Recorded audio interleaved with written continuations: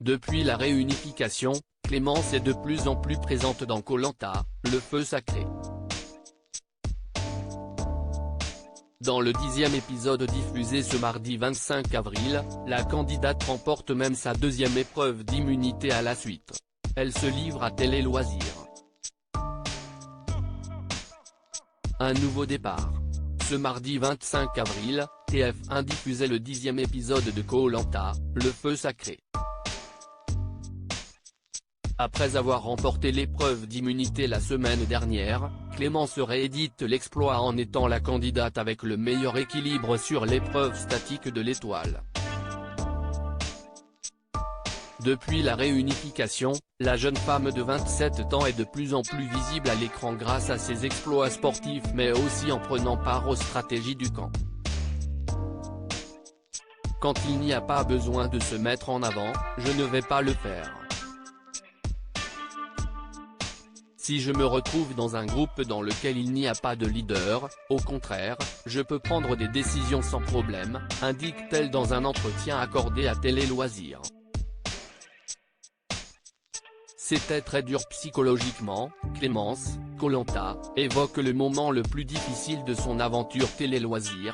Vous semblez avoir eu un début d'aventure difficile, on se souvient de vos larmes dans le 3e épisode. Combien de temps avez-vous mis à trouver vos marques? Clémence, on n'a pas le droit de montrer qu'on est faible à Koh Lanta. Le plus dur pour moi a été le temps d'adaptation. Les premiers 10 à 15 jours, il faut que le corps s'adapte, le mental aussi. J'ai craqué à nouveau plus tard, mais pas de la même manière. C'était plus de l'émotion à cause de dates marquantes pour moi mais pas à cause de la fatigue comme ça avait pu être le cas dans les premiers épisodes. J'ai repleuré mais pas pour les mêmes raisons. Quel a été le moment le plus dur de l'aventure à ce jour? Le jour le plus difficile, ça a été bien avant la réunification. C'est le jour où on a modifié les équipes. C'était une épreuve individuelle très stressante, j'avais peur de l'élimination directe. Être chamboulé au niveau des équipes, perdre l'aura principalement et les liens que j'avais tissés avec les autres.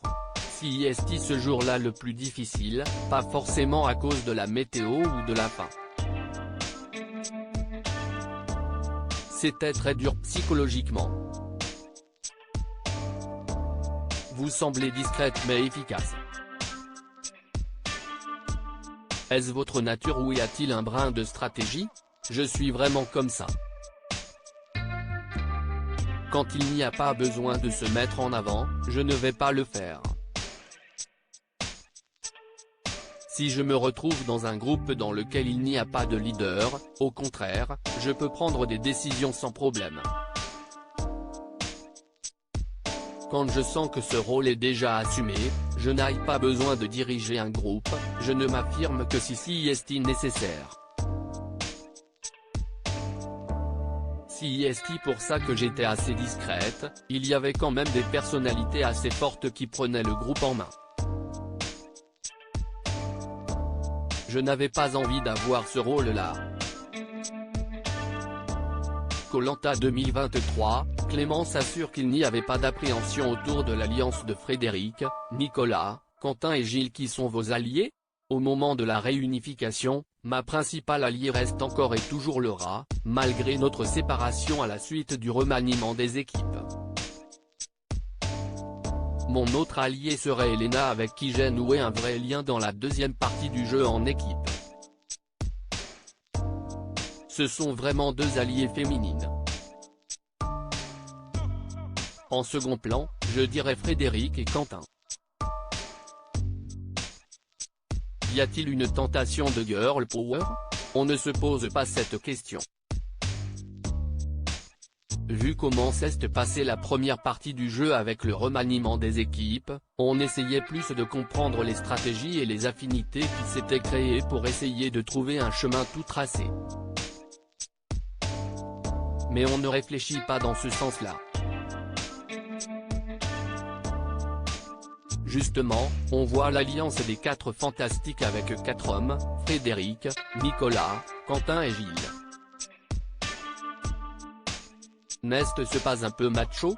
Là où ils sont très forts, si est-il que ça ne se ressentait pas dans la vie de groupe. Tout le monde parlait de la même manière avec tout le monde, et vivait les moments de vie quotidienne de la même manière. Non, ce n'était pas pesant donc ça ne faisait pas peur. Si est-il toute la beauté de leur stratégie. Il n'y avait pas d'appréhension autour des 4 fantastiques. La page ne sera jamais tournée, confie Clémence, Koh-Lanta, le feu sacré, à propos de l'assassinat de sa sœur. Le meurtre de votre sœur a bouleversé votre vie. Koh-Lanta est-il un moyen de tourner la page? Faire Koh-Lanta ne m'a pas aidé à passer à autre chose ou à faire mon deuil. Si est-il un événement familial qui se vit entre proches. Participer à une aventure individuelle ne peut pas faire tout oublier à une famille entière. La page ne sera jamais tournée, elle fait partie de notre histoire, il faudra continuer à avancer avec. Vous vous révélez depuis la réunification. C'est une nouvelle Clémence? Ce que j'attendais, c'était effectivement de pouvoir me révéler de manière individuelle. Dans un groupe, j'ai tendance à me mettre là où je fais le moins de bruit. Je m'adapte. Là, je n'ai besoin de personne d'autre, je ne réfléchis plus en termes de groupe, donc la réunification m'a libéré. D'autant plus que vous avez gagné la première épreuve d'immunité. Énorme satisfaction?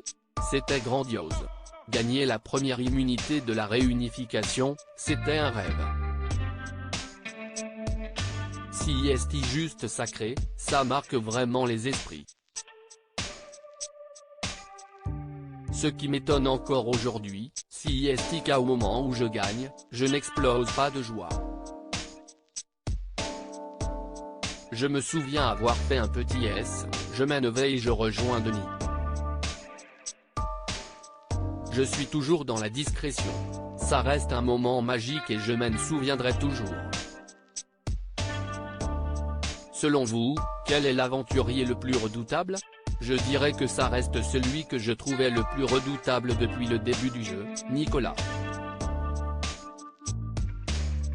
Il a fait une forte impression dès le début avec le parcours du combattant et le talisman du feu sacré.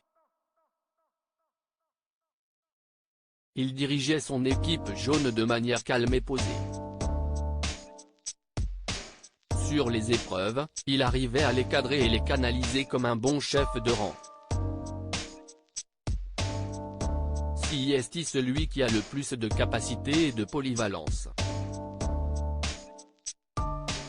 Dieu sait à quel point si est-il important dans Koh-Lanta. À lire aussi pas vu à la télé dans Koh-Lanta. Grâce dévoile les coulisses de son abandon, j'ai demandé à parler à la production.